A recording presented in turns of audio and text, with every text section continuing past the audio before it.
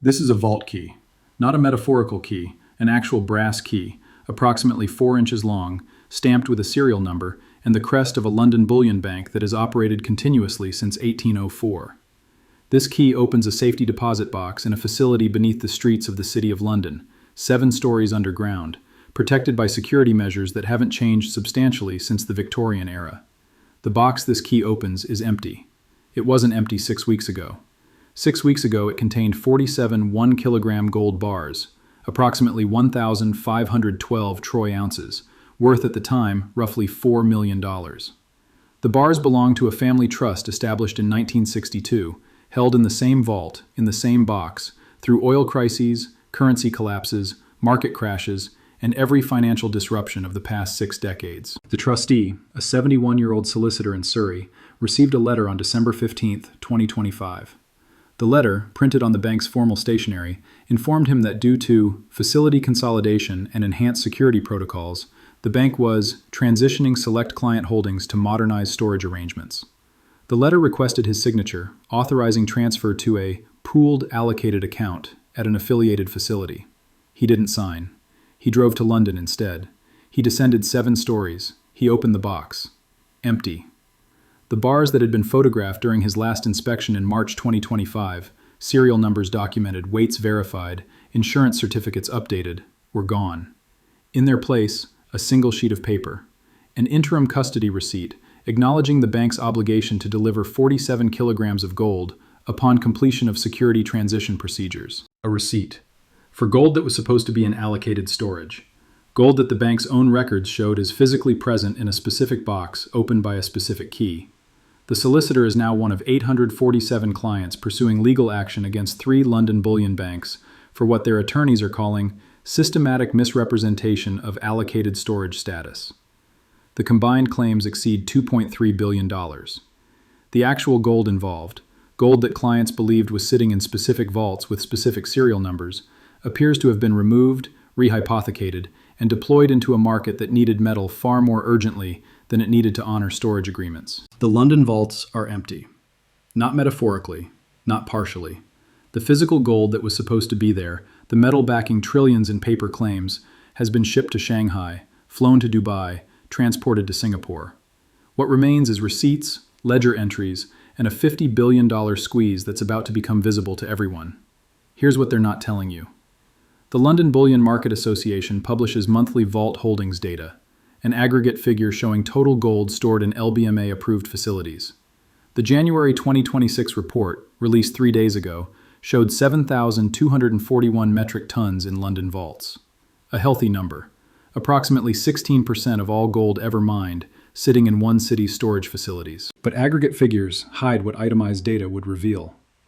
The 7,241 tons includes gold owned by ETFs, approximately 1,680 tons that cannot be touched for any purpose except ETF redemptions. It includes gold held in custody for foreign central banks, approximately 2,100 tons belonging to sovereign entities who would notice immediately if their bars moved. It includes gold backing allocated accounts, metal that specific clients believe sits in specific vaults with their names attached. Strip away the committed, the sovereign, and the client-owned, and what remains is unallocated float, gold theoretically available to settle trading obligations, fulfill delivery requests, and back the paper claims that circulate through London's markets. That unallocated float, according to sources inside 3 LBMA member banks, has fallen below 400 metric tons, against paper claims exceeding 9,600 tons. The ratio is 24 to 1. 24 ounces of paper claims for every physical ounce actually available to settle them. This ratio was sustainable when paper claims rarely converted to physical. Traders bought and sold gold exposure without ever touching metal. Counterparties settled in cash, rolling positions forward, treating the physical backing as an abstraction that existed somewhere but didn't require verification. The abstraction is being verified, and verification is revealing that the backing doesn't exist. The mechanism of the depletion is not mysterious. It's documented in shipping manifests, customs filings, and vault transfer records that circulate among specialists but never reach public attention. Since January 1, 2025, net gold flows from London to Eastern markets have totaled approximately 1,847 metric tons. Shanghai received 892 tons, Singapore received 347 tons. Dubai received 412 tons. Mumbai received 196 tons. The metal moved steadily, consistently, week after week, outflows that reduced London's physical base, while paper claims continued multiplying. The outflows accelerated dramatically after China's export ban. With Chinese refinery output no longer available to global markets, buyers who needed physical gold turned to the only remaining source with meaningful inventory: London vaults. The premium they paid, $400, $600, eventually $1,000 above paper prices, was sufficient to persuade holders to sell metal they'd planned to keep. Each sale, each shipment, each ton loaded onto aircraft bound for Asia, the unallocated float shrank. The paper claims didn't shrink. The ratio worsened. By mid-January 2026, the remaining float had become so thin that LBMA market makers began experiencing settlement stress. Transactions that normally cleared in 2 days extended to 5. Delivery confirmations that normally arrived within hours took days. The friction was invisible to retail observers but glaringly obvious to institutional participants who rely on London's liquidity. At 3:15 a.m. London time on January 23rd, a settlement failure occurred that cannot be explained away as operational friction. A major European bank demanded delivery of 27 metric tons of gold against contracts it held with 3 LBMA market makers. The contracts entitled the bank to physical metal within the standard settlement window. The market makers couldn't deliver. Not because of logistics, because the gold didn't exist in unallocated inventory sufficient to fulfill the request. The failure was resolved through emergency intervention. Metal borrowed from a central bank facility at rates exceeding 8% annualized, delivered 72 hours late, with confidentiality provisions preventing public disclosure of the participants or terms. That was one failure. There have been 17 others since, according to sources tracking LBMA settlement data. Each one papered over through emergency borrowing, delayed settlement, or cash payment at premiums the receiving parties accepted only because they had no alternative. This is where the lie becomes unsustainable. The London gold market operates on a premise so fundamental it's never questioned. When you buy gold in London, the gold exists. The most sophisticated, most liquid, most respected precious metals market in the world doesn't trade claims on metal that isn't there. The premise was true for decades. London vaults held sufficient inventory to meet any reasonable settlement demand. The physical backing existed, even if most transactions never touched it. The system worked because the backstop was real. The backstop has been depleted. The inventory that made London's promises credible has been shipped to markets where physical possession is valued more highly than paper claims. What remains is infrastructure: vaults, assay offices, clearing systems, operating against a physical base insufficient to support the obligations built upon it. The paper versus physical distinction has reached its terminal expression in London. The paper market continues trading. $80 billion in daily volume still clears through LBMA systems. The gold price quoted in London still serves as the global benchmark, referenced in contracts worth trillions. But the benchmark is increasingly fictional. It reflects trading activity and claims that cannot all be converted to metal. The price that clears paper transactions is not the price that clears physical transactions. The divergence, now exceeding 30%, is the market's assessment of paper's credibility. The solicitor in Surrey, holding his brass key and his worthless interim custody receipt, has learned what that credibility is actually worth. His gold is gone. The bank that held it faces legal action it will likely settle quietly, for cents on the dollar, after years of litigation that most claimants cannot afford to pursue. His experience will be replicated. The 847 current claimants represent the first wave, clients sophisticated enough to verify their holdings after reading about market stress. Behind them stand thousands more who still believe their allocated storage is allocated, their gold is in their box, their key opens something other than an empty vault. When institutions do what they're doing now, they're not managing risk. They're executing a controlled demolition before the uncontrolled version begins. The LBMA has convened emergency sessions 4 times since January 15th. The sessions are confidential, member banks only, no minutes published, no press releases issued. But participants talk. And what they're describing is a market structure committee desperately seeking mechanisms to prevent visible collapse. The proposals under discussion include mandatory position limits that would force the largest paper holders to reduce exposure, settlement deferrals that would extend delivery windows from 2 days to 10, cash settlement mandates that would allow market makers to pay premiums rather than deliver metal they don't have. Each proposal acknowledges, implicitly, that the current structure cannot continue. The market is discussing how to manage failure, not how to prevent it. Prevention would require 9,200 tons of gold appearing in London vaults. No such supply exists. The most aggressive proposal, discussed but not yet adopted, would suspend physical delivery entirely for a 90-day market stabilization period. During this period, all LBMA contracts would settle exclusively in cash at the benchmark price. Physical delivery would resume only after orderly market conditions are restored. Suspension would confirm what the market suspects but hasn't verified. London cannot deliver. The confirmation would accelerate the flight to physical, worsen the premium divergence, and permanently damage London's status as the global gold hub. The proposal remains on the table because all alternatives are worse. Either suspend delivery proactively, managing the narrative, or watch delivery failures cascade until suspension becomes reactive and uncontrolled. Less than 2 weeks remain before the LBMA's next major settlement cycle, when contracts written 90 days ago come due for physical delivery or rollover. The delivery requests already submitted exceed 340 metric tons, against unallocated float below 400 tons. If even a modest percentage of additional holders demand delivery rather than rolling forward, the float exhausts. The failures multiply. The suspension becomes mandatory rather than optional. The countdown is specific because the settlement calendar is public. February 15th, 16 days. The date when London's vault contents face their most severe test since the 1968 gold pool collapse. While London depletes, alternatives strengthen. Singapore's gold storage infrastructure has expanded capacity 3 times since 2023. The nation now offers vault space for approximately 2,000 metric tons, modest by London standards, but sufficient to serve regional demand that previously routed through LBMA channels. Singapore's competitive advantage is simple. What they claim to hold, they hold.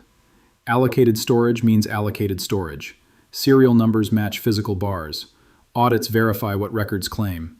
The trustworthiness that London assumed as institutional heritage, Singapore cultivates through operational transparency. Dubai's DMCC vault system has similarly expanded, adding 800 tons of capacity since 2024. The Dubai premium over London, currently $340 per ounce, reflects not speculation but rational assessment.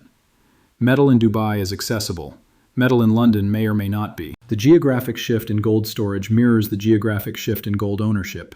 Eastern wealth seeks Eastern storage. Trust flows toward facilities that have not experienced the settlement failures plaguing LBMA. The infrastructure of the future gold market is being built, while the infrastructure of the past gold market crumbles.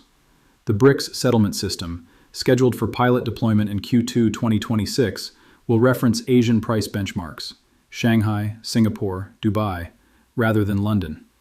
The pricing authority that London held for centuries will not survive the revelation that London's vaults lack the physical basis to justify that authority. China's response to the London crisis has been characteristically strategic. Rather than exploit the weakness loudly, Beijing has exploited it quietly, purchasing distressed inventory at premiums below headline rates, offering European institutions face-saving terms that avoid public acknowledgement of their predicament. Sources report that Chinese state entities have acquired approximately 240 metric tons of gold from European holders since January 1st, metal that might otherwise have flowed to LBMA vaults to ease the settlement stress. Each acquisition removes supply from the Western pool. Each acquisition increases China's leverage for whatever follows. The state media coverage in China has been notably restrained. No triumphalist headlines about Western financial failure. No propaganda about paper versus physical. The restraint suggests Beijing prefers quiet accumulation to public confrontation, for now. The $50 billion squeeze emerges from the arithmetic of the situation. Outstanding LBMA paper claims total approximately 9,600 metric tons, notionally worth $820 billion at London benchmark prices. If those claims were marked against physical prices, the $3,700 to $3,900 range where actual metal trades, the notional value rises to approximately $1.1 trillion. The difference, $280 billion, represents the wealth transfer implied by paper-physical convergence. But convergence requires either paper rising to meet physical or physical falling to meet paper. Supply dynamics make the latter impossible. The $280 billion flows from paper holders to physical holders. But even this understates the squeeze. Many paper claims will not settle at any price because the metal to settle them doesn't exist. Cash settlement at benchmark prices leaves paper holders with dollars rather than gold. In an environment where gold is gaining value against dollars, cash settlement is a loss even without explicit premium. The $50 billion figure represents a conservative estimate of the losses that will crystallize when London's structure fails. Losses to banks holding short positions, losses to ETFs facing redemption demands, losses to clients discovering their allocated gold was rehypothecated. The actual figure could be substantially higher. This is what a system looks like when it runs out of time. London's gold market developed over centuries, accumulating infrastructure, expertise, and trust that seemed unassailable. The market survived world wars, currency collapses, and every financial crisis of the modern era. But survival was predicated on the physical metal existing. The vaults were full, the bars were there, the keys opened boxes containing what the records showed. The vaults emptied while the market continued operating. The bars shipped east, while paper claims multiplied west. The physical basis eroded beneath a structure that didn't notice, or didn't acknowledge, the erosion. The trap has no exit that preserves the status quo. London can suspend physical delivery, destroying its credibility explicitly. London can continue attempting delivery, failing visibly as settlement stress escalates. London can pray for supply to materialize from sources that have already demonstrated unwillingness to sell at paper prices. No option restores what has been lost. The metal is gone. The claims remain. The mathematics produce only one outcome: recognition that paper and physical have diverged permanently, that London's benchmark reflects trading in derivatives rather than metal, that the price discovery function London served for centuries now produces prices disconnected from physical reality. The solicitor's brass key still opens the box. The box remains empty. The receipt in his possession entitles him to gold that exists only as an accounting entry on a bank's balance sheet, an entry that the bank increasingly cannot honor. His situation, writ large, is London's situation. Keys to empty vaults, receipts for metal that isn't there, entitlements that cannot be fulfilled because the physical basis was shipped away while attention focused elsewhere. The squeeze that nobody sees is the squeeze playing out in settlement rooms and vault facilities and legal offices across London. The 17 delivery failures, the 847 client claims, the emergency sessions where market structure committees debate how to manage collapse. The visibility will come. The failures will multiply until they cannot be papered over. The lawsuits will proceed until the pattern becomes undeniable. The aggregate vault figures will be replaced by itemized data that shows exactly how little unallocated metal remains. When visibility arrives, when the hidden $50 billion squeeze becomes front-page news rather than specialist knowledge, the repricing will accelerate. Paper prices will surge toward physical prices in a catching-up process that validates what the physical market has been saying for weeks. The physical market says gold costs $3,700, $3,900 per ounce. The physical market says metal in hand is worth a 30% premium over claims on metal. The physical market says London's promises are not worth what they once were. Those who hold physical gold, verified, allocated, accessible, are positioned for the repricing. Their holdings appreciate as paper catches up to reality. Their possession proves more valuable than others' claims. Those who hold paper claims, LBMA contracts, ETF shares, unallocated accounts, face the uncertainty that 847 clients are now litigating. Their entitlements may be honored, may be cash settled at disadvantageous prices, or may be litigated for years while the underlying value evaporates. The divergence between these outcomes is the divergence between the brass key opening a box with gold inside and the brass key opening a box with paper inside. Reality asserts itself through empty vaults and unsettled contracts. The hidden squeeze becomes visible through failures too large to conceal. The $50 billion crystallizes through write-downs and settlements, and the slow recognition that what was promised cannot be delivered. London built its gold market on trust accumulated over centuries. The trust was earned through reliability, metal that existed where records said it existed, delivery that occurred when contracts said it would occur. The reliability has broken. The vaults have emptied.